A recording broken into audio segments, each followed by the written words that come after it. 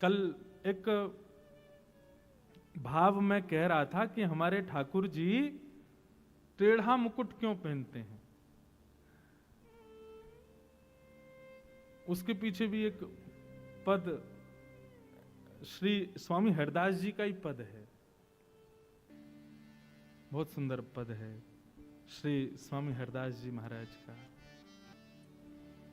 जहां जहां चरण परत प्यारी जू तेरे, स्वामी श्री हरदास जी महाराज कह रहे हैं, जहां जहां चरण परत प्यारी जू तेरे, ताहा ताहा मन मेरो करत फिरत परछाई, ताहा ताहा मन मेरो करत फिरत परछाई। जहां जहां किशोरी जी के चरण जाते हैं तहां तहां ठाकुर। अच्छा, ठाकुर जी हमारे टेढ़े थोड़े ही हैं, ये लाल जी टेढ़े श्री जी ने कर दिए, बुरो मत मानियो श्री जी वारे हूं, ये लाल जी हमारे टेढ़े नहीं है। ये श्री जी कब कहां चरण रख दें तो ठाकुर जी अपने मुकुट को ऐसा करते हुए चलें कि वहां पर छाया पड़े, और श्री जी के चरणन को छाया पड़े, या हमारे ठाकुर जी हमारे दुल्लर तिल्लर रह के और चलें कि भैया कहीं यहाँ छाया बनी रहे, छतरी बनी रहे। एक रासलीला का पद आता है,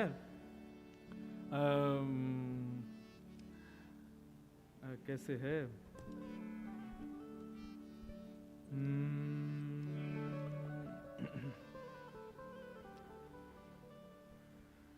रास को एक पद है, अभी स्मृति में नहीं आ रहा है, आए तुरंत बताऊं।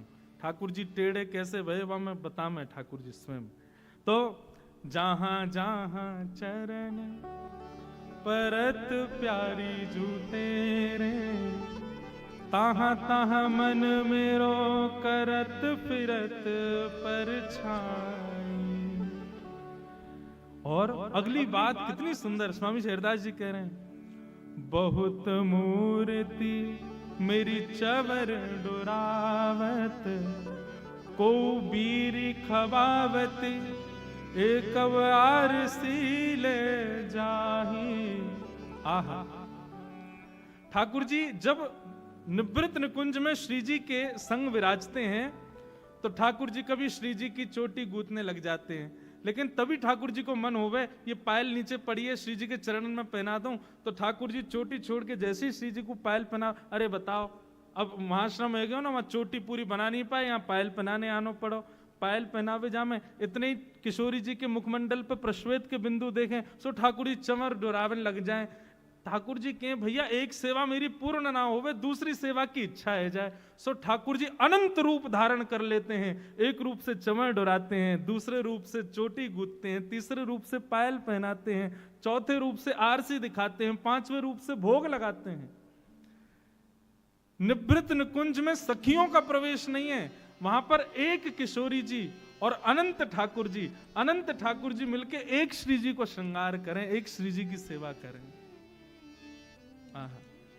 स्वयं ठाकुर जी कह रहे हैं, बहुत मूर्ति मेरी चवर डोरावत। इसके दो भाव हैं, एक भाव तो ये कि हमारे लाल जी अनंत रूप धारण करके श्री जी की सेवा करते हैं, कहीं श्री जी की कोई सेवा में रह ना जाए। प्रसाद की सेवा भी, आरसी की सेवा भी, जल की सेवा भी, सब अनंत रूप धारण करके स्वयं ठाकुर जी करते हैं। या फिर दूसरा भाव कहें तो श्री जी की सेवा में जो भी सहचरी हैं वो सहचरी नहीं हैं, वो स्वयं ठाकुर जी ही आते हैं। मतलब समझ में आई बात? ललिता हो, विशाखा हो, चंद्रावली हो, आदि आदि जो भी सखियां हैं, ये सब सखियां बाहर सखी हैं, श्री जी के अंतःपुर में आते ही ये सब सखियां बाहर ही रह जाती हैं। श्री ठाकुर जी ही अनंत सखियों के सहचरियों के रूप धारण करके भीतर आते हैं, और श्री जी की प्रत्येक सेवा स्वयं ठाकुर जी करते हैं। क्यों?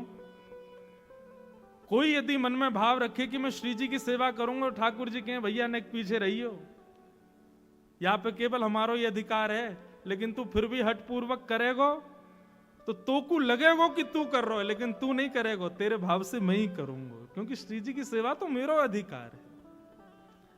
आप भले ही श्री राधा मुख से बोल रहे हैं, अभी अभी मैंने भी बोला, मुझे लगेगा मैंने कहा, लेकिन वास्तव में जब श्री राधा शब्द उच्चारण मैंने किया, मेरी जिह्वा पे ठाकुर जी आके बैठे हैं, क्योंकि श्री जी के एक भी भाव को ठाकुर जी अपने से दूर नहीं जान देते, सब स्वयं करते हैं। हम सब तो केवल एक भाव मात्र हैं, एक साधन मात्र हैं। श्री जी की प्रत्यक्ष और परोक्ष सब सेवाएं स्वयं ठाकुर जी करते हैं। बहुत मूर्ति मेरी चवर डुरावती, को बीर खबावती, एको आर सील जाही। और सेवा बहुत भातन की, जैसे कहे को तैसे करो। जैसी स्वामिनी जी आज्ञा करेंगी, वैसी सेवा जैसी वो कहेंगी वैसी करवे को मैं तैयार हूं। जो रुचि जानो जाही, जासे श्यामा जी को रुचि हो वो सब करवे को हमारे लाल जी तैयार हैं। श्री हरिदास के स्वामिनी श्यामा को, भले मनावत दाए उपाही। श्री किशोरी जी को मनाने में, रिझाने में, उनको सुख पहुंचाने में श्याम ठाकुर जी कोई अवकाश करते नहीं है।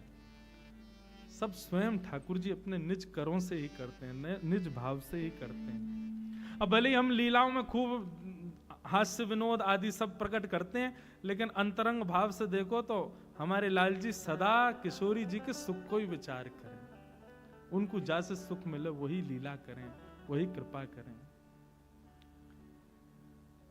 तो ऐसी हमारी श्यामा जू, उनके दर्शन की अभिलाषा प्रकट भई है महादेव के हृदय में। ठाकुर जी ने आज्ञा करी कि उनको पुकारो, कृपा करेंगे, पधारेंगे। तब महादेव ने अनंत ऋचाएं प्रकट की, अनंत भाव प्रकट किए, और अनंत भाव साम्राज्यों को प्रकट करके महादेव दर्शन पाके आज एक निष्ठ रूप से विराज रहे हैं। ऐसी हमारी श्यामा जू को बारंबार प्रणाम।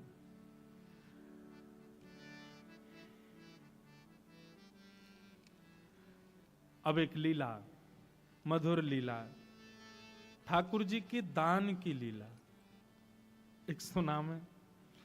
आपने दान लीला तो बतेरी सुनी होंगी, लेकिन आज की लीला में थोड़ा सा एक अंतर है। जिन लोगों को नहीं पता दान लीला कायसों कहें, वो न ध्यान से सुनियो। दान लीला में समस्त ब्रज की गोपियां अपने घर से दही, माखन, दूध, दही, इन सबको भंडार इकट्ठो करें, और एक स्थिति आवे पर ये सब वाकू अपने अपने मटकान में भर के मथुरा बेचवे जामे। अच्छा, इसके पीछे भागवत में कथा आती है कि ये कंस ने प्रतिबंधित किए हुए थे वृंदावन, बरसाना, नंदगांव आदि में, कि भाई कोई भी मक्खन निकाल के, दही निकाल के अपने प्रयोग में नहीं लेगा, जितना निकाला सब लाके मथुरा में दो। यदि किसी दिन छापेमारी हो गई, जैसे आजकल छापे पड़ते हैं, ऐसे ही कंस भी कभी कभी सैनिकों को भेजता था ब्रजवासियों के घर को टटोल के आओ। यदि कहीं पर एक दो घड़े से ज्यादा दही, मक्खन, दूध मिल जाते थे तो फिर कंस दंड देता था। इसलिए नियम था ब्रजवासियों का कि वो कुछ भी इकट्ठा करते, गौरस सब जाके मथुरा देना पड़ता था। लेकिन ठाकुर जी को जब ये बात पता चली, तो पहले जब ठाकुर जी जब छोटे थे तब तो ठाकुर जी ने चोरी करी, लेकिन ठाकुर जी ने जब बड़े है गए तो ठाकुर जी ने मन में विचार किया, भैया अब चोरी वोरी नहीं करनी चाहिए, अब कहा करें। तो मथुरा के मार्ग पे ठाकुर जी खड़े है जामे, थाड़े है जामे, और वहां से आवे जावे वाली गोपीन सो दान मांगे। और दान भी कैसे मांगे? कर के रूप में। जैसे टोल टैक्स होते हैं रोड पे, इस रोड पर आप चल रहे हो, इसका कर देना पड़ेगा, इस रोड को बनाने में जो पैसा लगा उसकी पूर्ति करो सरकार की। तो ऐसे ही ठाकुर जी ने नाकाबंदी बना रखी है मथुरा के मार्ग पे, और जैसी गोपियां वहां से आती हैं, ऐसे ठाकुर जी ठाड़े है जाएं। हरी गोपी कितकू जा रही है? लाला मथुरा को जा रहे हैं, दूध बेकवे, दही बेकवे, मक्खन बेकवे। बोले रोड को कर दे के जाओ, या मार्ग को कर देना पड़ेगा। फिर वहां गोपियों के और ठाकुर जी के बड़े अद्भुत संवाद होते हैं। गोपी नहीं मानती तो फिर ठाकुर जी अदबद के उसकी मटकी फोड़ दें या बाकी माखन को चुरा के भागें। ऐसी दान लीला प्रसिद्ध है। एक हमारे पूज्य नाना जी सुनाते थे, एक बार चंद्रावली जा रही थी और वह चंद्रावली को देख करके ठाकुर जी ने रोक लिया। अब वो चंद्रावली जब दान लीला हो गई उसके बाद सखियों को बता रही, मेरे संग कहा भयो, बोले नंद लाडले ने घेर लई, आज नंद लाडले ने घेर लई। कैसे घेर लई भैया? बोले मैं घेर लई मोते कहने लगो दही को दान दे। दूसरी गोपी बोली तेरे संग तो बहुत सारी गोपी, सवन को छोड़ के वह नंद के लाला ने तो कोई क्यों घेरो? बोले ये प्रश्न मैंने भी कियो, क्यों रे लाला, आगे भी गोपी जा रही है, पीछे वो बतेरी गोपी है, इनते मांग ले दान, तो को मैं ही क्यों दिखी? सो लाला कहा कह रहे, अगली को पतरो, अगली को दही पतरो है और पिछली को बासो, बीच की मेरे मन में बस गई, नंद लाडले घेर। बंधुओं, एक बात मन में आती है, हमारे ठाकुर जी को गौरस कितना प्रिय है। चंद्रावली बोली है रे लाला, मटकीन में धरे दही तो कैसे पता चल गो कि पतरो है कि बासो है कि कैसो है? ठाकुर जी बोले, जौहरी जाने हीरे को दाम, हमसे बढ़िया कौन समझेगा? अरे हमें दूर से ही सुगंधी आ जा, हम सुगंधी ते बता देंगे कि दही कब कितने बजे कैसे निकारो गयो है। हमारी नाक बहुत तेज है चंद्रावली, हम यहाँ बैठे बैठे ऐसे ही नाम बैठे रहे, हम कर यही बात को मांगे कि हम तुम्हारी दहियन के एक्सपायरी डेट हमें पतो रहे, कितने दिन की है, कितने समय की है।